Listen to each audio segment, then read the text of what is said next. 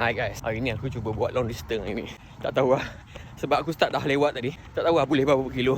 Aku nak kongsi kau orang satu cerita tau.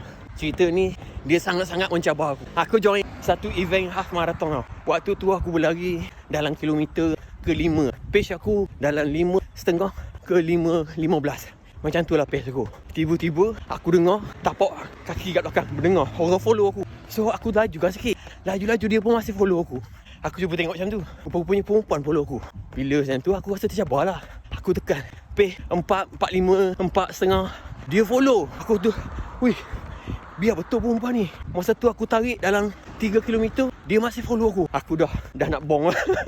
Aku pun bagi ruang kat dia untuk dia potong aku. Dia potong aku follow dia pula. Aku duduk kat belakang dia.